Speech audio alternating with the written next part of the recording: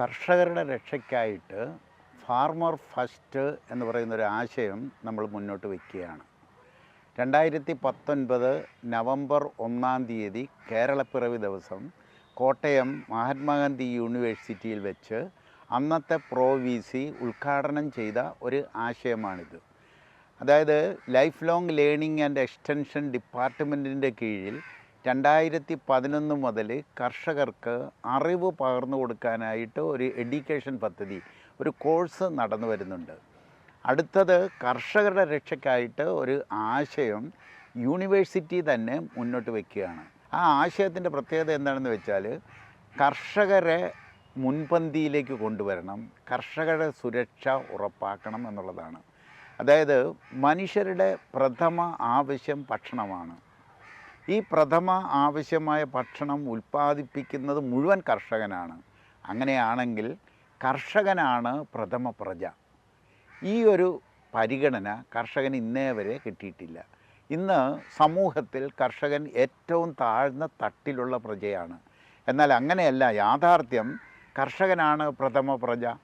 ഇത് സമൂഹത്തിൽ എത്തിച്ചിട്ട് കർഷകന് ആ പ്രഥമ പ്രജയുടെ സ്ഥാനം ഒരു പ്രഥമ പൗരന് നമ്മൾ നൽകുന്നത് പോലെ തന്നെ പ്രഥമ പ്രജയായി പരിഗണിക്കപ്പെടണം. ഇതാണ് ആ ആശയത്തിൻ്റെ കാതൽ. ഇത് ഭാരതം സ്വാതന്ത്ര്യം കിട്ടുന്ന സമയത്ത് 70% കർഷകനായിരുന്നു.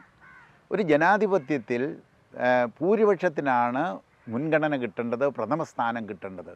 പക്ഷേ ആ ജനാധിപത്യത്തിൻ്റെ പരിഗണനയും കർഷകന് ലഭിച്ചിട്ടില്ല. അതിനാൽ കർഷകന് പ്രഥമ പ്രജാസ്ഥാനം നേടിയെടുക്കണം എന്നുള്ള ഉദ്ദേശത്തിൽ ഒരു ആശയം യൂണിവേഴ്സിറ്റി തലത്തിൽ തന്നെ മുന്നോട്ട് വെച്ചതാണിത്. 2019 തുടങ്ങിയെങ്കിലും പിന്നീട് കൊറോണ വന്നത് കാരണം അത് മുന്നോട്ട് അധികം കൊണ്ടുപോയില്ല.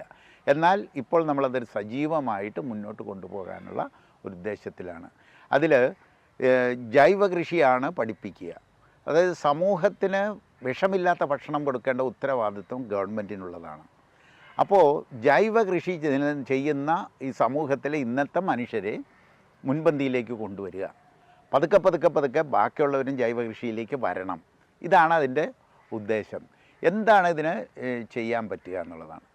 കർഷകരുടെ മെയിൻ പ്രോബ്ലം എന്ന് പറയുന്നത് മാർക്കറ്റിംഗ് ആണ്.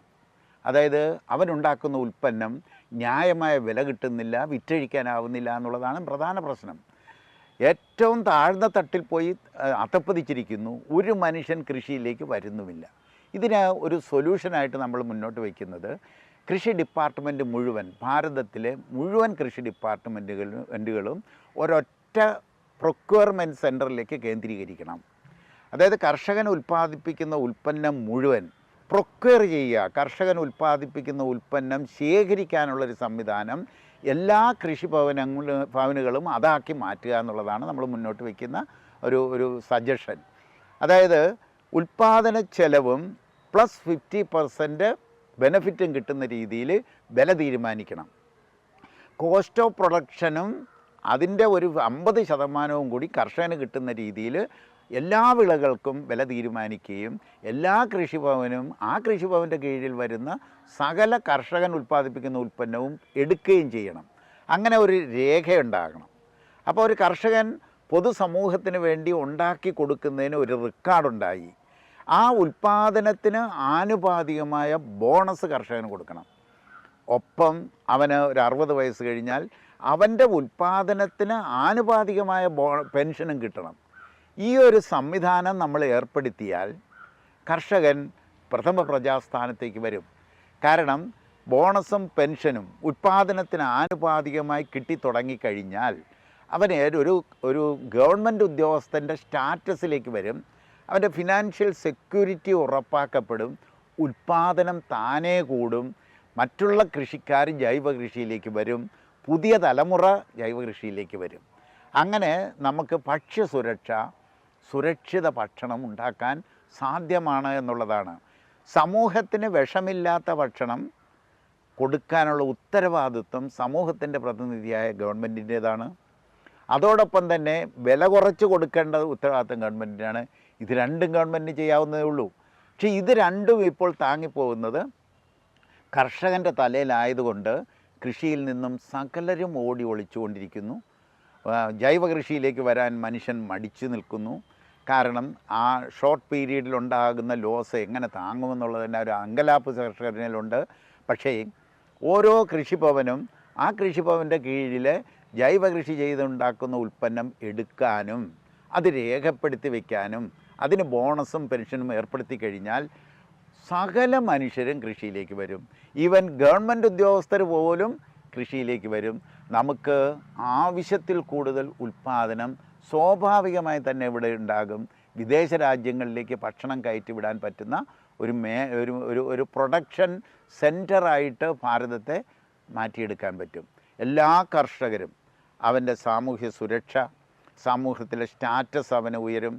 സ്റ്റാറ്റസ് ഇപ്പോൾ മഹാത്മാഗാന്ധി യൂണിവേഴ്സിറ്റിയിലെ കോഴ്സ് പഠിക്കുന്ന കർഷകന് യൂണിവേഴ്സിറ്റിയുടെ തന്നെ ഒരു സർട്ടിഫിക്കറ്റ് കൊടുക്കാനും കൂടി കഴിഞ്ഞു കഴിഞ്ഞാൽ സമൂഹത്തിൽ അവനൊരു സ്റ്റാറ്റസ് ഉയർന്നു കിട്ടും. സാമ്പത്തിക സുരക്ഷിതത്വം കിട്ടുന്നു, പെൻഷൻ വരുന്നു, ബോണസ് വരുന്നു. ഇത് വന്നു കഴിഞ്ഞാൽ പുതിയ തലമുറ കൃഷിയിലേക്ക് വരും. കാരണം കൃഷി പോലെ സ്വാതന്ത്ര്യം, ആനന്ദം അനുഭവിക്കാൻ പറ്റുന്ന വേറെ ഒരു തൊഴിൽ മേഖലയുമില്ല. ആർട്ടിഫിഷ്യൽ ഇൻ്റലിജൻസ് വരുന്നതോടുകൂടി മറ്റുള്ള തൊഴിൽ മേഖലകൾ, ഒരുപാട് തൊഴിൽ മേഖലകൾ നമുക്ക് നഷ്ടപ്പെടാൻ പോവുകയാണ്.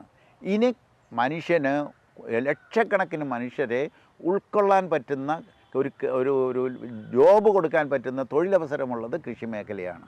അത് ഈ രീതിയിലായാൽ ഉൽപ്പാദനം കൂടുമെന്ന് മാത്രമല്ല, എല്ലാ മനുഷ്യരെയും തൊഴിലിലേക്ക് ഓക്യുപ്പൈ ചെയ്യാനുള്ളൊരു അവസരവും ഇവിടെ ഉണ്ടാകുകയാണ്. ഇനി ഉൽപ്പാദന ചെലവ് കുറക്കാനും ഉൽപ്പാദനം കൂട്ടാനുമുള്ള ഗവേഷണങ്ങൾ യൂണിവേഴ്സിറ്റി തലത്തിൽ തന്നെ നടത്താവുന്നതേ ഉള്ളൂ. അതിന് ഗവേഷണ കേന്ദ്രങ്ങളുടെ ആവശ്യമില്ല. MSc പഠിച്ച് വരുന്ന കുട്ടികൾ, PhDക്ക് വരുന്ന കുട്ടികളെ കൊണ്ട് ഗവേഷണങ്ങൾ നടത്തിക്കാം. എത്ര വേണേലും ആയിരക്കണക്കിന് കുട്ടികൾ പഠിക്കുകയല്ലേ. എല്ലാ കുട്ടികളെയും കൊണ്ട് ഉൽപ്പാദനം കൂട്ടാനും ജൈവ കൃഷിയിലൂടെ ഉൽപ്പാദനം കൂട്ടാനും ഉൽപ്പാദന ചെലവ് കുറക്കാനുമുള്ള നടപടികൾ കണ്ടുപിടിക്കുകയും അത് യൂണിവേഴ്സിറ്റി തലത്തിലുള്ള കോഴ്സുകളിലൂടെ കർഷകർക്ക് പകർന്നു കൊടുക്കുകയും ചെയ്യുന്ന ഒരു സംവിധാനമാണ് ഫാർമർ ഫസ്റ്റ് എന്ന് പറയുന്ന ഒരു ആശയം കൊണ്ട് ഉദ്ദേശിക്കുന്നത്. ഇത് ഗവൺമെൻറ് തലത്തിൽ നടപ്പിലാക്കാൻ വേണ്ടി നമ്മൾ ഗവൺമെൻറ്റിനെ സമീപിച്ചുകൊണ്ടിരിക്കുന്നു, വ്യക്തികളെ സമീപിച്ചുകൊണ്ടിരിക്കുന്നു. അതോടൊപ്പം തന്നെ നമ്മുടെ രീതിയിൽ, ചെറിയ രീതിയിൽ ചെയ്യാൻ വേണ്ടിയിട്ട് ഫാർമർ ഫസ്റ്റ് എന്ന് പറയുന്ന ഒരു ചെറിയ കമ്പനി രജിസ്റ്റർ ചെയ്ത് ഒരു മൈക്രോ ലെവലിൽ ഈ പറയുന്ന ആശയങ്ങൾ ഒന്ന് നടപ്പിലാക്കി നോക്കാനുള്ള ഒരു സംവിധാനം ചെയ്യുന്നു. ഇതാണ് ഫാർമർ ഫസ്റ്റ് കൊണ്ട് ഉദ്ദേശിക്കുന്നത്. ഇതൊരു പുതിയ ആശയമാണ്. കർഷകൻ്റെ ആവശ്യങ്ങൾ നേടിയെടുക്കാൻ കർഷകനല്ല മുന്നിട്ടിറങ്ങേണ്ടത്. ആ ഭക്ഷിക്കുന്ന 3 നേരവും ഭക്ഷിക്കുന്ന സകല മനുഷ്യരും ഇതിന് സപ്പോർട്ട് ചെയ്യണം. എങ്കിൽ മാത്രമേ കർഷകനെ നമുക്ക് പിടിച്ചു നിർത്താൻ പറ്റൂ. കർഷകനെ നിലനിർത്തിയില്ലെങ്കിൽ നമുക്ക് പുരോഗമനം എന്നുള്ളത് ഉണ്ടാവില്ല. വിഷമില്ലാത്ത പോഷക സമ്പുഷ്ടമായ ഭക്ഷണം നമ്മൾക്ക് സകല മനുഷ്യർക്കും കിട്ടാതെ ആരോഗ്യ മേഖല നമുക്ക് മുന്നോട്ട് കൊണ്ടുപോകാൻ പറ്റാത്ത ഒരു സാഹചര്യത്തിലേക്ക് നമ്മൾ മുന്നിലിറങ്ങിയിരിക്കുന്നു. അതുകൊണ്ട് ഉടനടി ഗവൺമെൻറ് മേഖലയിൽ നടപ്പിലാക്കേണ്ട ഒരു കാര്യമായിട്ടാണ് നമ്മൾ കരുതുന്നത്. സകല മനുഷ്യരും, എന്നെ കേൾക്കുന്ന സകല മനുഷ്യരും ഇതുമായിട്ട് സഹകരിക്കുകയും ഇതെങ്ങനെ നമുക്ക് എഫക്റ്റീവായിട്ട് ഇംപ്ലിമെൻറ്റ് ചെയ്യാം. കാരണം മനുഷ്യ പുരോഗമനം എന്ന് പറയുന്നത് അന്നത്തെ ആശ്രയിച്ചാണ് ഇരിക്കുക. അന്നമാണ് മനുഷ്യനാക്കി മാറ്റുന്നത്. അന്നത്തിൻ്റെ ക്വാളിറ്റി അതിപ്രധാനമാണ്. അന്നത്തിൻ്റെ ക്വാളിറ്റിയാണ് അമ്മയിലെ അണ്ടത്തിൻ്റെ ക്വാളിറ്റി. അന്നത്തിൻ്റെ ക്വാളിറ്റിയാണ് അച്ഛനിലെ ബീജത്തിൻ്റെ ക്വാളിറ്റി. അണ്ടത്തിൻ്റെയും ബീജത്തിൻ്റെയും ക്വാളിറ്റിയാണ് അനന്തര തലമുറയായ കുഞ്ഞിൻ്റെ ക്വാളിറ്റി. അപ്പോൾ അനന്തര തലമുറയെ മെച്ചപ്പെടുത്തി കൊണ്ടുവരിക. മനുഷ്യൻ്റെ പുരോഗമനം എന്ന് പറഞ്ഞാൽ അതാണ്. വികസനം എന്ന് പറയുന്നത് നമ്മുടെ സാമൂഹ്യ സാഹചര്യങ്ങൾ, അവിടെ സൗകര്യങ്ങൾ കൂട്ടൽ മാത്രമാണ്. മനുഷ്യനിൽ മാറ്റമുണ്ടാകണമെന്നുണ്ടെങ്കിൽ അന്നം കറക്റ്റ് ചെയ്താലേ പറ്റൂ. അന്നം കറക്റ്റ് ചെയ്യണമെന്നുണ്ടെങ്കിൽ കൃഷി ജൈവമായാലേ പറ്റൂ. ജൈവ കർഷകൻ ഇവിടെ ഉണ്ടായേ പറ്റൂ. ആ ജൈവ കർഷകൻ ഇവിടെ നിലനിന്നേ പറ്റൂ. ഇതൊരു മെഷീനെ ഏൽപ്പിക്കാനോ റോബോട്ടിനോ ഏൽപ്പിച്ചാൽ മനുഷ്യ പുരോഗമനം ഉണ്ടാവില്ല. മനുഷ്യൻ മണ്ണിലിറങ്ങിയേ പറ്റൂ. ഓരോ കുഞ്ഞും മണ്ണിലിറങ്ങിയേ പറ്റൂ. അതായിരുന്നു ഭാരതത്തിൻ്റെ അഡ്വാൻറ്റേജ്. എല്ലാവരും ഒരു കുറച്ച് സമയമെങ്കിലും കൃഷിയിലേക്ക് വരുന്ന തരത്തിലെ എഡ്യൂക്കേഷൻ സിസ്റ്റത്തിലും കൃഷി കൊണ്ടുവരികയും ഈ ഉണ്ടാക്കുന്നതെല്ലാം എടുക്കാനുള്ള ഒരു ഗ്രാം പോലും ഫുഡ് വേസ്റ്റായി പോകാതെ അതൊരു ഉൽപ്പന്നമാക്കി മാർക്കറ്റിലിറക്കാനുള്ള ഒരു സംവിധാനം ഇതിനായിട്ടാണ് ഫാർമർ ഫസ്റ്റ് നിലകൊള്ളുന്നത്. എല്ലാവരുടെയും സഹകരണം പ്രതീക്ഷിക്കുന്നു.